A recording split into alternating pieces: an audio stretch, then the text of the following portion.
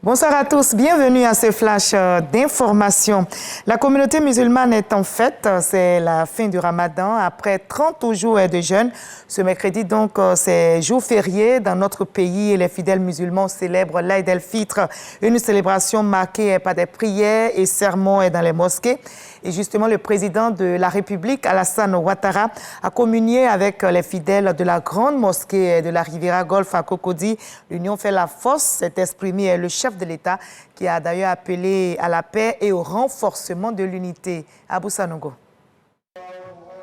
Commune de Cocody, grande mosquée de la Riviera Golfe, jour du l'Aïd el-Fitr, jour du joie, les fidèles musulmans ont effectué nombreux déplacements pour exprimer leur reconnaissance en Allah, pour toute sa miséricorde en leur faveur. L'Aïd el-Fitr marque la fin du jeûne du Ramadan, 30 jours de privation, de pénitence et de recueillement spirituel. C'est en présence du président de la République Alassane Ouattara que la prière de l'Aïd el-Fitr a été célébrée. Prière de deux unités, dirigée par l'imam El Hadj Moumin Traoré, comme le veut la tradition islamique.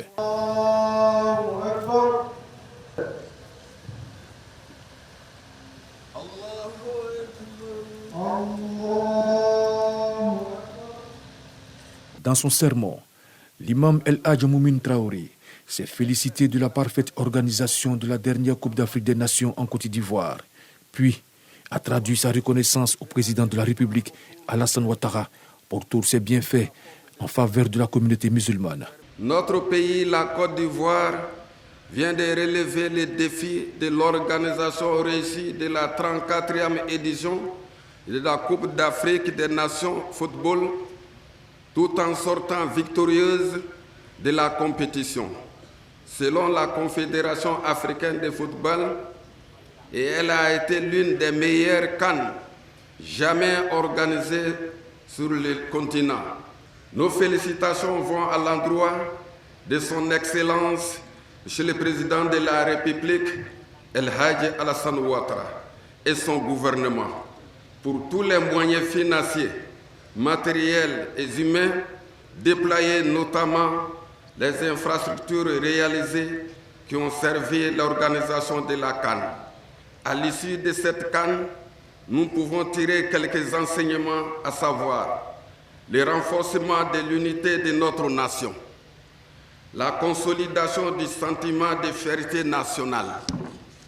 Nous exhortons nos autorités et le veillant peuple de Côte d'Ivoire à continuer en toutes circonstances de consolider les valeurs de paix, de l'union et de discipline afin que notre pays demeure toujours en paix, en sécurité, pour poursuivre avec sérénité sa marche vers le progrès, la prospérité, le bonheur et l'amélioration des conditions de vie de ses habitants.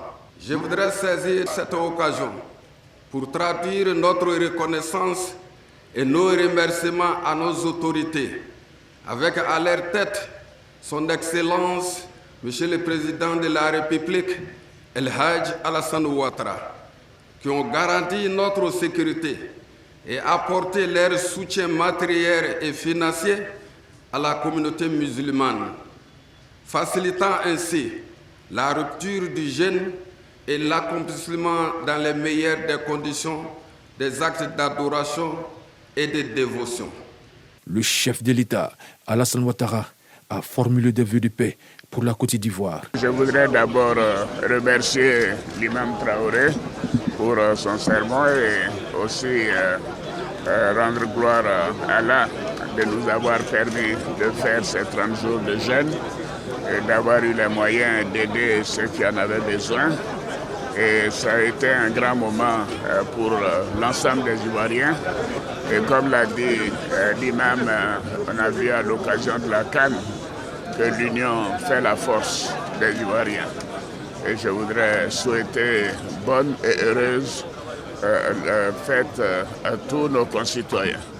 L'Aïd el-Fitr est une fête importante pour les musulmans et la période de carême du Ramadan a correspondu avec la Pâque également cette année. C'est un signal très fort. Donc mes meilleurs souhaits de santé, de paix pour notre pays, de longévité pour nous tous et que Allah continue de bénir notre beau pays et d'unir les Ivoiriens dans la paix. L'Aïd el-Fitr, ou la fête de la rupture, ce sont 3 jours de festivités durant lesquels les familles, les amis vont se rendre visite et s'échanger des vœux.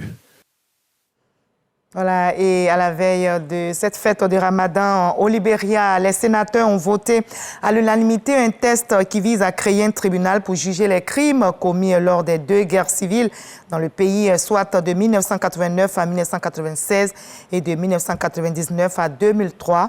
Et si les députés avaient déjà voté en faveur de cette demande de longue date de la communauté internationale, le vote du Sénat a été une surprise car de nombreux anciens chefs rebelles ou de guerre sont désormais sénateurs. Malgré les 250 000 morts et les milliers de victimes encore vivantes, aucun jugement n'a été prononcé dans le pays.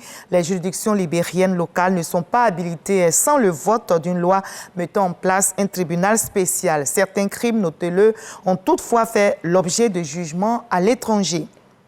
On va terminer par le Sénégal où après 10 mois d'arrêt, la liaison maritime entre Dakar et Ziguinchor en Casamance dans le sud du pays a repris. Les rotations avaient été stoppées au lendemain des violentes émeutes déclenchées début juin dernier par l'arrestation de celui qui était alors le leader de l'opposition, Ousmane Sonko, isolant encore un peu plus la Casamance du reste du pays.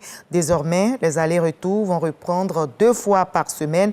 Ousmane Sonko, dont l'allié Diomaye Faye a remporté la présidentielle, est devenu le Premier ministre sénégalais. Allez, on va se retrouver à 20h pour la grande édition, mais juste après ce Flash Info, je vous invite à suivre l'info régionale pour avoir toutes les nouvelles de notre très belle région. C'est ici en Côte d'Ivoire. À tout à l'heure à 20h.